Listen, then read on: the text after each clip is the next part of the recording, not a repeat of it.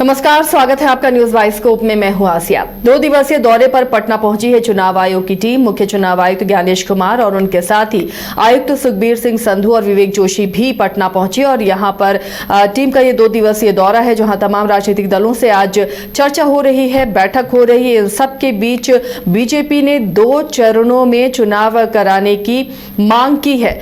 तो क्या ये माना जाए कि बहुत जल्द, क्योंकि आज ये बैठक होगी, बैठक के बाद फीडबैक लेकर चुनाव आयोग की टीम वापस कल दिल्ली रवाना हो जाएगी और उसके बाद क्या बस 48 घंटे के अंदर अब बिहार चुनाव की तारीखों की घोषणा होगी, यानी बस कुछ ही घंटों के बाद अब चुनावी बिगुल बजेगा?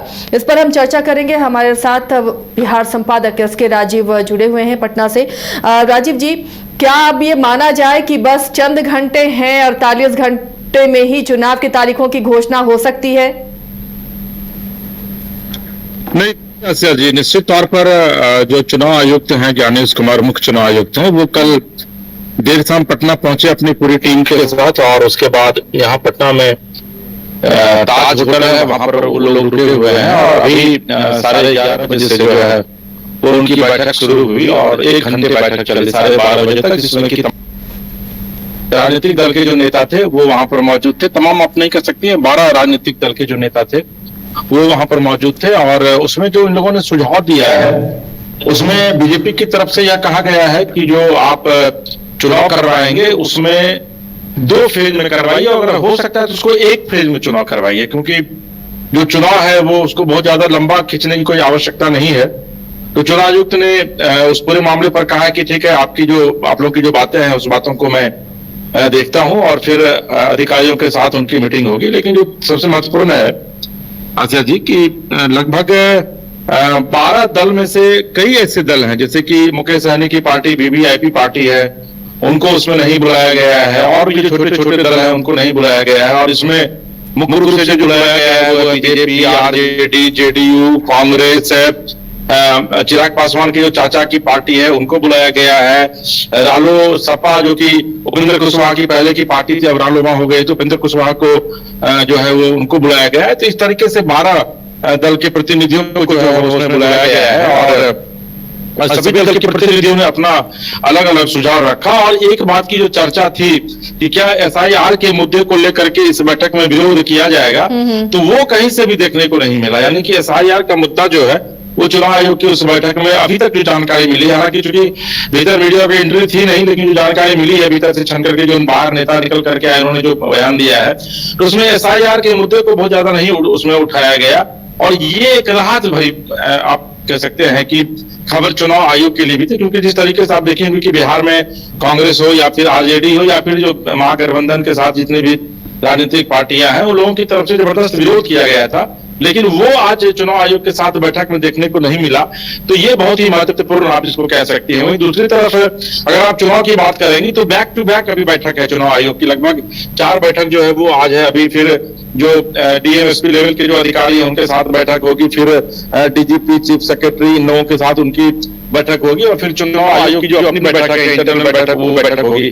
तो बैक टू बैक जो है वो लगातार चुनाव आयोग जो है वो बैठक लेगा और उसके बाद फिर कल जो है चुनाव आयोग वापस दिल्ली लौटेंगे चुनाव आयुक्त और फिर परसों, जिसकी संभावना ज्यादा है कि मंडे को, सोमवार को जो है वो चुनाव आयोग जो है विधिवत दिल्ली में प्रेस कॉन्फ्रेंस करके बिहार में चुनाव की घोषणा करेगा। और इस बात की संभावनाएं जताई जा रही है कि 2 फेज में बिहार में जो है वह चुनाव आयोग करा सकता है। और चूंकि आपको पता है कि 20 तारीख को दिवाली है, 28 तारीख को छठ है, तो इस बात की संभावनाएं जताई जा रही है कि 28 तारीख के बाद जो है वह चुनाव, पहले फेज का चुनाव होगा और चूंकि 23 तारीख को सरकार का गठन होना है, 23 तारीख तक, 23 नवंबर तक, तो उस बीच में लंबा एक समय मिल जाता है, तो 2 फेज में चुनाव करा करके 15 तारीख तक चुनाव आयोग जो है वो काउंटिंग करवाएगी। यानी राजीव जी, ये माना जाए कि 28 दिनों से भी या 1 महीने से भी कम का वक्त मिलेगा राजनीतिक पार्टियों को इस चुनावी तारीख की घोषणा के बाद?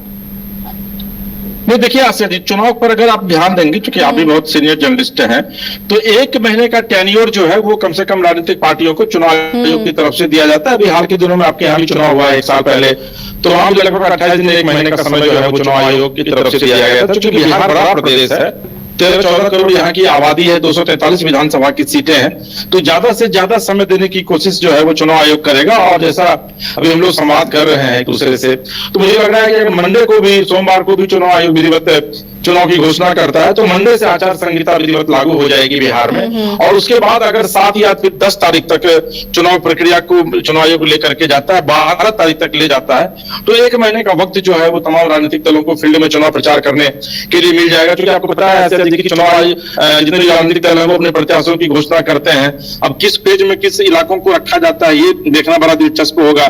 हालांकि इन सबके बीच प्रशांत किशोर की पार्टी जनसुराज ने यह घोषणा कर दिया है कि 9 तारीख को विधिवत वो अपने पहली लिस्ट जो है वो प्रत्याशियों की जारी करेगी। तो धीरे धीरे बिहार जो है वो चुनावी मोड में पूरे तरीके से, धीरे धीरे नहीं बल्कि पूरे तरीके से आ चुका है। देखिए कि पूरे बिहार में मूसलाधार बारिश हो रही है, उसके बावजूद कई जगह पर एनडीए का जो है वो कार्यकर्ता सम्मेलन है, कई राजनीतिक दल जो है वो कार्यकर्ता सम्मेलन कर रहे हैं।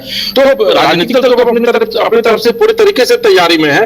अब सिर्फ देखना यह दिलचस्प होगा कि कब ये लोग जाकर के अपनी सीटों की घोषणा कर कि भाई कहां पर कौन से प्रत्याशी चुनावी मैदान में होंगे। जब तक ये घोषणा नहीं होगी तब तक चुनाव की जो रफ्तार चुनाव को पकड़ना चाहिए वो रफ्तार वो आपको देखने को चुनाव में नहीं मिलेगा। लेकिन इतना तय है कि हार्डली मंगलवार तक बिहार में आचार संहिता जो है वो लागू हो जाएगी। जी आसिया जी, बिहार बड़ा प्रदेश है। राजीव जी, क्या लगता है 2 चरणों की जो मांग बीजेपी ने की कि 2 चरणों में चुनाव हो, तो 2 चरण में चुनाव कराना चुनाव आयोग के लिए बड़ी चुनौती भले ना हो, लेकिन राजनीतिक दल क्या इस पर सहमत होंगे? बाकी राजनीतिक दल, उन्हें भी प्रचार के लिए वक्त चाहिए अलग अलग हिस्सों में।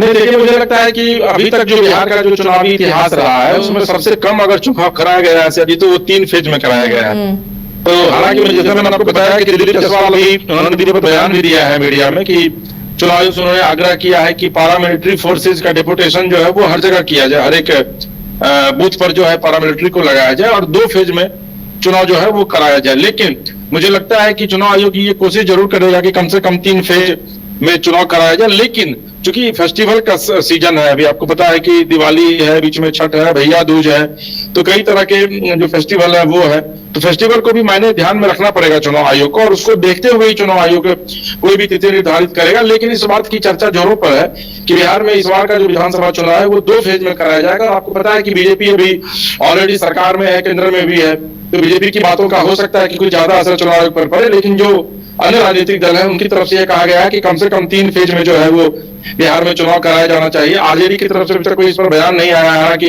आरजेडी और कांग्रेस के लोग भी चुनाव आयोग की इस बैठक में शामिल थे, उन्होंने भी अपना फीडबैक दिया है। लेकिन अब ये फाइनल डिसीजन चुनाव आयुक्त को लेना है कि वो कब कराएंगे। लेकिन इतना तय है कि अभी कल तक चुनाव आयुक्त बिहार में है और कल जैसे बिहार से वापस वो लौटेंगे उसके बाद आप कह सकते हैं कि चुनावी प्रक्रिया जो है वो बिहार में शुरू हो जाएगी। चलिए, शुक्रिया राजीव जी इस तमाम जानकारी के लिए। तो जल्द ही चुनावी बिगुल आपको सुनाई देगा।